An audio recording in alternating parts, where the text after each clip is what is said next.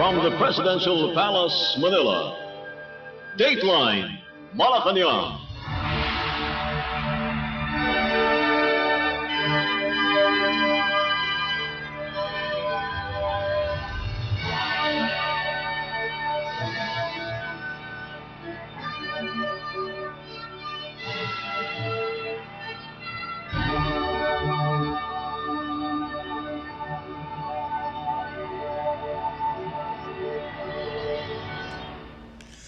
Good day. This is Dateline Malacañang. Philippine President Ferdinand R. Marcos Jr. assured that all Filipinos will benefit from the strong economy of the Philippines. The President made the assurance following the A- investment grade rating by Japan-based Rating and Investment Information Incorporated, or RNI. According to the chief executive, latest upgrade of the country's credit score would cut borrowing costs and secure cheap and affordable financing for the government, businesses, and ordinary customers. President Marcos said the country's latest credit rating is also an upgrade on the lives of ordinary Filipinos, as the government, instead of paying interest, could spend on public services like infrastructure, healthcare facilities, and the construction of school buildings. The chief executive vowed that all Filipinos would benefit from the country's economic growth, saying that it is key to ending poverty in the future. The Philippines has earned an A- investment grade rating with a stable outlook from RNI, the largest credit rating agency in Japan.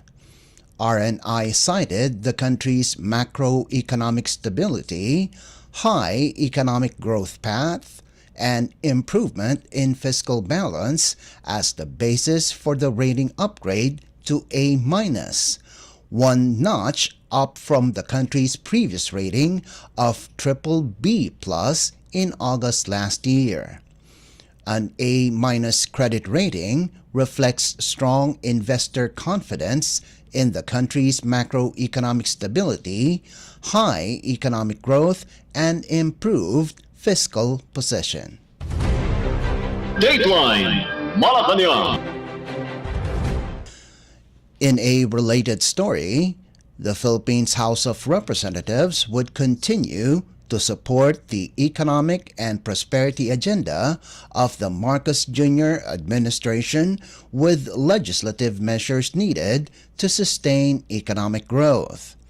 In a news release Sunday, Speaker Ferdinand Romualdez said that the A- rating given to the Philippines by the Japan-based Rating and Information Incorporated is an affirmation that the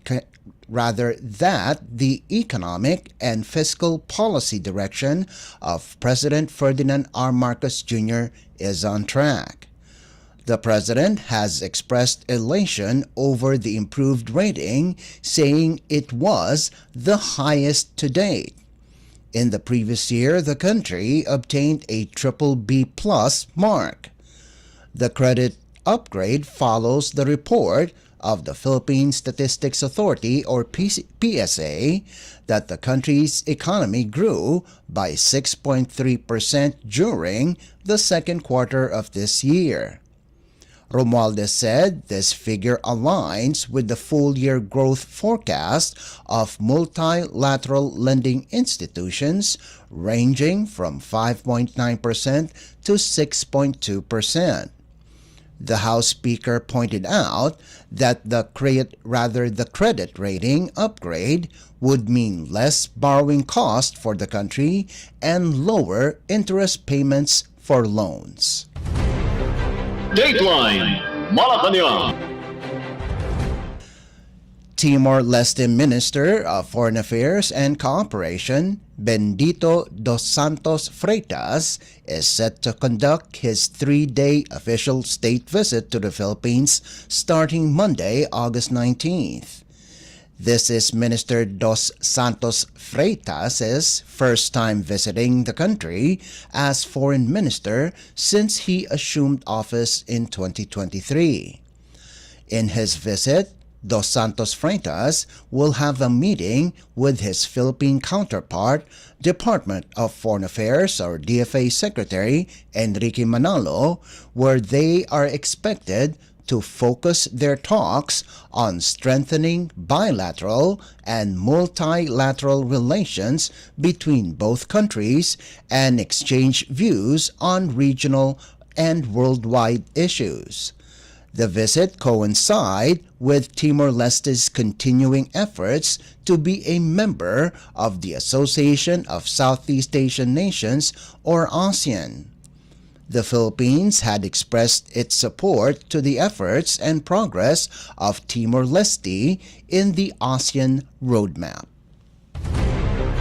Dateline Malacañang. Both the Philippines and Japan recognize the decade-long progress towards peace in the Bangsamoro Autonomous Region in Muslim Mindanao or BARM in a symposium organized by the Japan International Cooperation Agency or JICA in Tokyo. Government officials from the Philippines and the Bangsamoro Transition Authority or BTA attended the said symposium where JICA President Tanaka Akihiko and Hiroshima Prefecture Governor Yozaki Hidehiko commended the Philippines in its dedication towards peace that serves as an inspiration in promoting peace in the whole world. Presidential Advisor on Peace, Reconciliation, and Unity, Secretary Carlito Galvez Jr., and BTA Chief Minister Ahod Ibrahim shared their thoughts on the important steps undertaken since the comprehensive agreement on the Bangsamoro was signed. Also discussed in the symposium are the current challenges faced by peace, stability, and progress in BARM, including contributions from members of the national government, Bangsamoro Government Intergovernmental Relations Body, and Government of the Philippines Moro Islamic Liberation Front or GPH-MILF Peace Implementing Panels. Dateline Malacañang. The Philippine government is constantly monitoring the situation in Lebanon as the Philippine Embassy in Lebanon advised overseas Filipino workers or OFWs in the country to return home while airports remain operational. The Department of Migrant Workers or DMW said 15 OFWs already returned to the country on Sunday.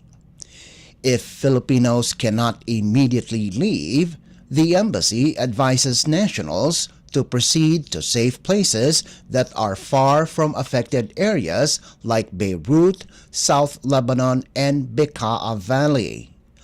Alert Level 3 is currently raised in Beirut, which means the country is currently undergoing voluntary repatriation.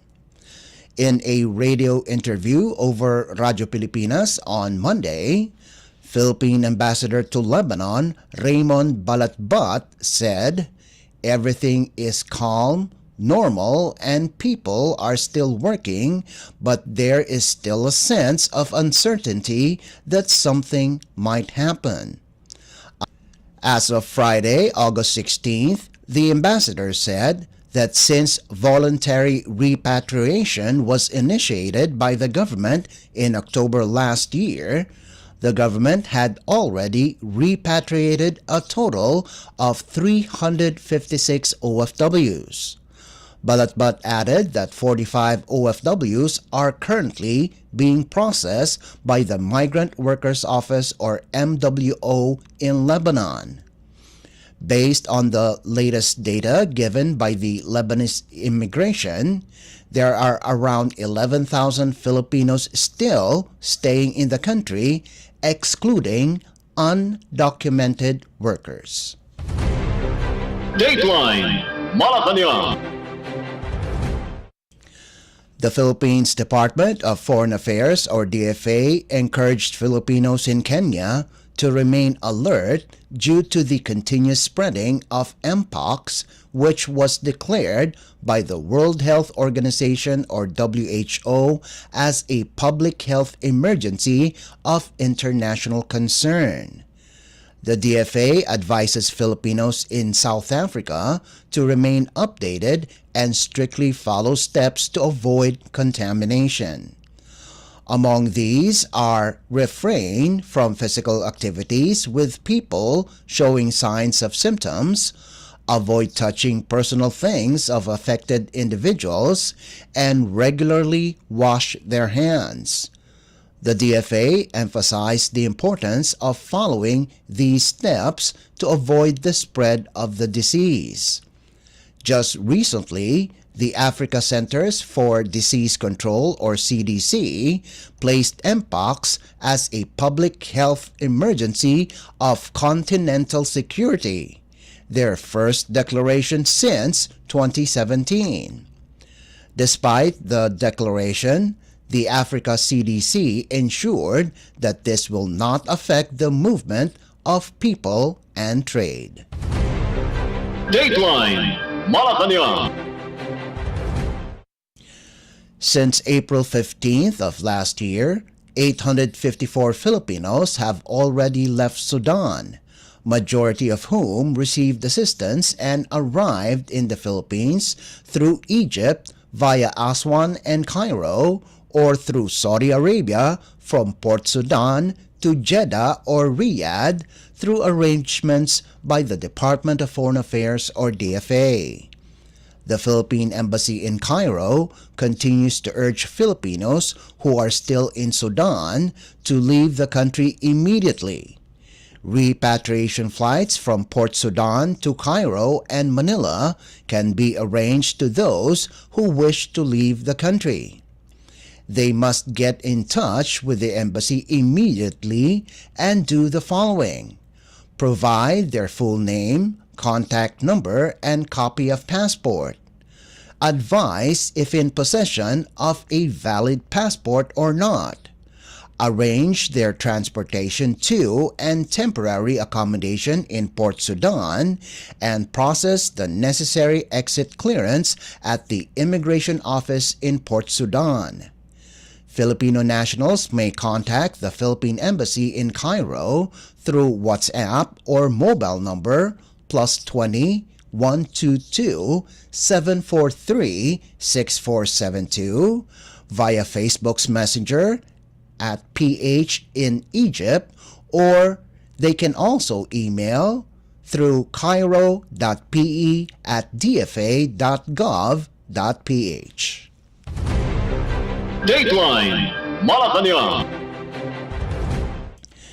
In other news, 2 additional coastal waters in the Philippines tested positive for paralytic shellfish poison, or PSP, or toxic red tide. In a report, the Bureau of Fisheries and Aquatic Resources, or BFAR, said the coastal waters affected by the toxic red tide are Maqueda Bay in Samar Province and Puerto Bay, Puerto Princesa City in Palawan Province. According to BFAR, there are now 12 coastal waters in various areas in the country that have red tide. Fishing and eating of shellfish is also prohibited in Dumanquillas Bay in Zamboanga del Sur Province, the coastal waters of San Benito in Surigao del Norte, the coastal waters of Daram Island, Irong-Irong Bay, Villarreal Bay, and Cambatutay Bay in Samar Province, Matarinao Bay in eastern Samar, Cancabato Bay in Leyte, and the coastal waters of Tungawan in Zamboanga Sibugay Bay. Shellfish remains clean of the toxic red tide in the coastal waters of Cavite, Las Piñas, Parañaque, Navotas in Manila Bay, and the provinces of Bataan and Bulacan. Dateline Malacañang. And finally, the Philippine Coast Guard or PCG continues its operations off the coast of Bataan Province that focuses on 3 primary ships that sank in its waters. According to the latest report of the PCG, a big progress was made on Harbor Star, the contracted salvor ship, in installing flange valve plates on oil tanks of the MTKR Terra Nova. The PCG vessel BRP Malapascua also undertook aerial and underwater surveys and noticed several oil sheens in the area. They also took underwater videos in the operation. BRP Sindangan, meanwhile, continues to spray dispersants for oil that was monitored 500 meters from ground zero. In the meantime, MTKR Jason Bradley remains slightly floating and no oil sheens were spotted near the ship.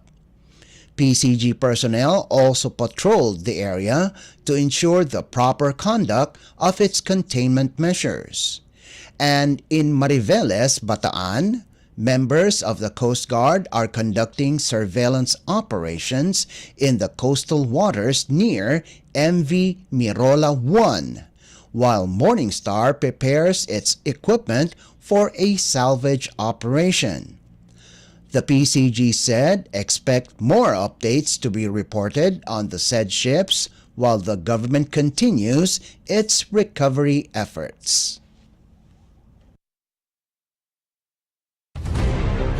Dateline Malacañang. Before we conclude our program, Radyo Pilipinas World Service of the Presidential Broadcast Service is heard over the following shortwave frequencies: 15.640 MHz, 17.820 MHz, and 12.010 MHz. You can also visit our Facebook page and YouTube channel at Radyo Pilipinas World Service. You'll be able to hear and view our Filipino and English programs, including news updates here in the Philippines. Kindly subscribe, like, and share our posts as well. And that concludes this edition of Dateline Malacañang. For Radyo Pilipinas World Service, this is Leo Magpayo. Good day and stay safe. From the Presidential Palace, Manila, Dateline Malacañang.